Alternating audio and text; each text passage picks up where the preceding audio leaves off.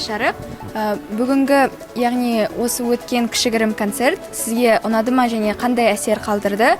Оқушылардың қойған сұрақтары қайсы сізге қатты ұнаған болатын? Және де болашақ ұрпаққа қандай тілектеріңіз бар? Бүгінгі кеш өте қатты ұнады.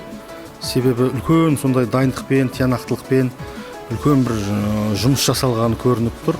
Сол жұмысты жасаған адамның кәсіби біліктілігі байқалып тұрады. Бүгінгі жасаған, кешті жасаған көріністер болсын, сұрақтар болсын, жалпы осы шараны ұйымдастырылу болсын, әрбір нүктесіне дейін ойластырылып жасалған, бір қапы кеткен жері жоқ. Сондықтан мен өте қуандым. Яғни бұл мектепте қалыптасқан дәстүр деп ойлаймын. Басшылықтан бастап соңғы ортада отырған оқушының санасына тиянақтылық, тәртіп, жауапкершілік, бастаған істі соңына дейін жеткізушілік, кең жолындағы жауапкершілік бар екендігін сезіндіреді. Сондықтан бұл мектеп өте бұған дейін де қазақтың спорт, ғылым, білім саласындағы майталмандардың келген, табаны тиген жер екен. Өте қуаныштымын.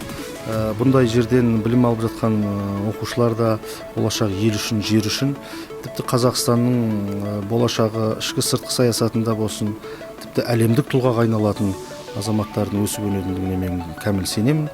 Сондықтан кездесуге шақырғандарыңызға рахмет. Бұл мектепте жан-жақты байқап отырмыз. Өзінің телевидениесі, өзінің газеті бар, өзінің бір қалыптасқан дәстүрі бар. Бірнеше жылдардан бері келе жатқан осындай бір қазір ғылым білімнің өз үлкен бәсекемен өмір сүріп келіп жатыр. Сондықтан сол қабілетті, бәсекеге қабілетті ұстаздарды жинау, сол тұрғыда жақсы шәкірттерді тәрбиелеу барлығы бір дәстүрлі дүние болып қалыптасып келе жатыр екен. Мен өте қуаныштымын. Болашақта балаларымды осы мектепте оқытам ба деген ойға да келіп қалдым. Рахмет сізге.